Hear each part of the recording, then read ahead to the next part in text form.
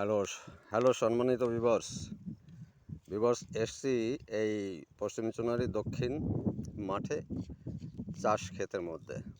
তাই এখানে একটা ভিডিও করব, চাষিদের সঙ্গে কয়েকটা কথা বলবো। হ্যাঁ দাদা, আপনার নাম কি? মোশারেফ বিশ্বাস। আচ্ছা, আপনি এখানে পাটের চাষ কত বিঘা চাষ করেছেন? আমি হ্যাঁ, 6 বিঘে। 6 বিঘে। তা এখন পাটের পরিস্থিতিটা কেমন? আরে মরে যাচ্ছে শুকিয়ে। কারণ জল বৃষ্টি হচ্ছে না, তাই? হ্যাঁ কারণ জল বৃষ্টি না হলে পাটের পরিস্থিতি খুবই খারাপ। হ্যাঁ চাষি একদম মরে গেল। মরে যাবে, অর্থাৎ যে পয়সা খরচ করা হচ্ছে সেই হিসাবে ফসল হবে না। হবে না, উঠছেই না। তাই খুবই দুর্ভাগ্যের বছর এটা, দুর্ভাগ্যের বছর।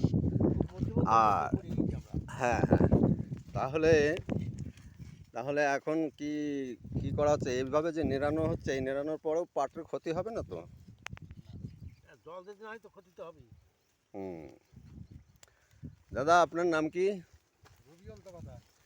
আচ্ছা, আপনি এখানে কর্মচারী হিসাবে কাজ করছেন, তাই তো? এখন কীরকম গরম গরম টরম কেমন কি আছে? প্রচণ্ড তাপ বর্তমানে, মানে এখন এই সময় একটু ঠান্ডা মতন আছে না, ঘন্টাখানেক পরে ফের প্রচণ্ড তাপের উৎপত্তি হবে, তাই তো? মাঠের ভিতরে আর কাজ করা যাবে না, মাটি গরম হয়ে যায়, পা রাখা যায় না, হাত রাখা যায় না। তাহলে আপনি, মোশারেফ ভাই, আপনি কটা কর্মচারী নিয়ে এসছেন? 5টা। টোটাল আপনার ক্ষেত কতগুলো আছে? পাট ধান দিয়ে বিঘা 8 ধান তো ভালোভাবে নেওয়া হয়ে গেছে না?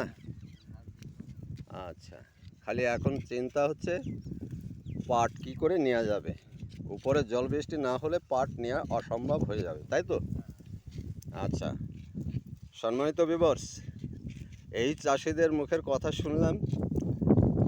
এই ভিডিওটা যদি ভালো লাগে তাহলে সাবস্ক্রাইব অ্যান্ড শেয়ার করবে। থ্যাংক ইউ, ধন্যবাদ।